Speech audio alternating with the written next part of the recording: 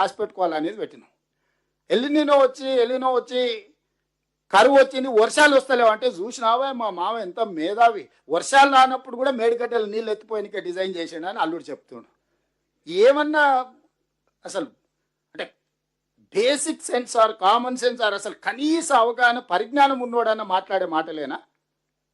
ఇక అమాయకంగా ఉన్నోళ్ళు ఉంటే అరే నిజంగానే ఇక్కడంతా కరువు వచ్చింది, మేడిగడ్డ సుందిల్లా అన్నారం నుంచి నీళ్ళు ఎత్తిపోసిన ఉంటే మాకందరికి నీళ్ళు వచ్చాయి కదా అని ఉత్తర తెలంగాణ రైతులందరినీ భ్రమలు కల్పించడానికి. వర్షమే వస్తలేదు, నీళ్ళే వస్తలేవు అంటే వరదడికి వెళ్ళి వచ్చే, వరద వస్తే ఒడిచిపట్టుకోవడానికి ఉన్న అవకాశం ఏంది, ఎత్తిపోసేది ఏంది? ఈ ప్రాజెక్టే ప్రాణహిత చేవెళ్ళ కావచ్చు, లేకపోతే పేరు మార్చిన కాళేశ్వరం కావచ్చు, అత్యధిక వర్షము వరద తుఫాను వచ్చినప్పుడు 2-3 వేల టీఎంసీ సముద్రంలో కలుస్తున్నాయి. ఎంబడెంబడే ఇందులోకి వెళ్ళి పంపులు లిఫ్టులు బ్యారేజ్లతో ఎత్తిపోసి శ్రీపాద ఎల్లంపల్లి నుంచి బయటికి తీసుకొచ్చి మల్లన్న సాగరు, కొండపోచమ్మ, రంగనాయక సాగరు, రకరకాల రిజర్వాయర్లు అప్ టు చేవెళ్ళ వరకు నీళ్లు ఫటాఫట్గా తరలించేసి అన్ని పంపులు లిఫ్టులు పనిచేపించి ఆ నీళ్లు తీసుకెళ్ళి రిజర్వాయర్లలో నల్లు వచ్చినప్పుడు మనం ఇంట్లో బిందెలలో, కుండలలో, చెంబులలో, లేకపోతే బకెట్లలో పట్టి పెట్టుకుంటాం. గంటసేపు నల్లు వస్తే ఏం చేస్తాం? ఇంట్లో ఎన్ని ఖాళీ ఉన్నాయో అన్నీ నింపి పెట్టుకొని ఆ పక్కకు పెట్టుకుంటాం. మళ్ళీ 24 గంటలు నల్లు వచ్చే వరకు పొదుపుగా వాడుకుంటాం. ఇదే సూత్రం ప్రాణహిత చేవెళ్ళ కావచ్చు, లేకపోతే ఈరోజు కాళేశ్వరం. అసలు నల్లనే రాలేదు, బిందెలలో నింపు, కుండలలో నింపు, బకెట్లలో పట్టేసి పైన ట్యాంక్కి ఎక్కి మా మామ అయితే అద్భుతంగా ఎక్కిస్తుండని అల్లుడు సర్టిఫికెట్ ఇస్తున్నాడు. ఈరోజు ఈ అన్నిటి పరిస్థితులకు కొడుకేమో మా అయ్య కప్పచెప్పని, అల్లుడేమో మా మామ ఎంత గొప్ప సూత్రం కనిపెట్టిండో చూడండి అని నేను ఒకటే అడగదలుచుకున్నా. ఇవాళ 9.5 ఏళ్ళు మీకు అప్పచెప్తే 8,21,000 కోట్ల రూపాయలు అప్పులు చేశారు.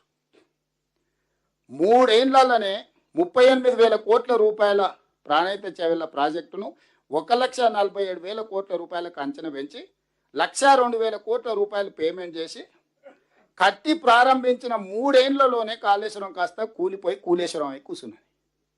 మీకు అందిస్తే చేసిన నిర్వాకం అనేది దీన్ని విధ్వంసం అంటారు. ఫైనాన్షియల్ టెర్రరిస్ట్ అంటారు ఇంగ్లీష్లో. ఆర్థిక ఉగ్రవాది.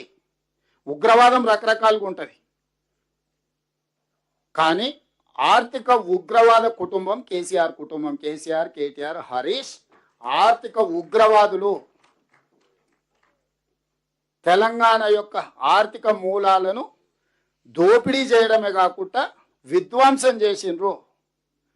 దీనికి ప్రజా కోర్టులో మొదటి విడతగా ఒక తీర్పు ఇచ్చిండ్రు, 2వ విడతగా గుండుసున్న చేసిండ్రు, 3వ విడతగా ఇంకా చేయాల్సింది ముందుంది. సో ఈ మొత్తం అప్పుడే ఆ నేరాలన్నిటి మాఫ్ అయిపోయినట్టు అప్పుడప్పుడు 15 ఆగస్టుకు 26 జనవరికి నేరగాళ్లకు, తీవ్రమైన నేరాలు చేసిన వాళ్ళకు కూడా అప్పుడప్పుడు క్షమాభిక్ష పెడుతుంటాం, వానికి మార్పు వచ్చిందేమని.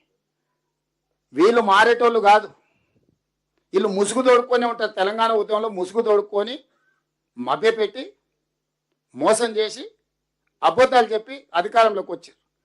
వచ్చిన కాడి నుంచి దోపిడీకే ప్రాధాన్యత ఇచ్చిండ్రు. ఏ రోజు కూడా తెలంగాణ ఇంట్రెస్ట్లో పని చేయలే. నేను ఎందుకు అథారిటేటివ్గా చెప్తున్నా అంటే, ఉద్యమంలో తెలంగాణ ఇంట్రెస్ట్లో ఉద్యమం చేసిన వాళ్ళు ఒక్కరిని కూడా కేసీఆర్కి ఈ పక్కన కానీ ఆ పక్కన కానీ ఉండనియలే. వాళ్ళకి ఇంటిగ్రిటీ లేదా?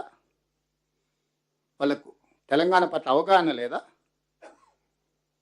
ఎందుకు దగ్గరికి రానియలే? కోదండరామ్ గారు లాంటి వాళ్ళని చాలామంది తెలంగాణ ఉద్యమంలో ముందు ఉన్న వాళ్ళు, కోదండరామ్ గారు కావచ్చు, ప్రొఫెసర్ యాదగిరి కావచ్చు, ఎవరైనా మీరు పాశం యాదగిరి కావచ్చు, లేకపోతే ఏ నిజాయితీగా తెలంగాణ ఉద్యమంలో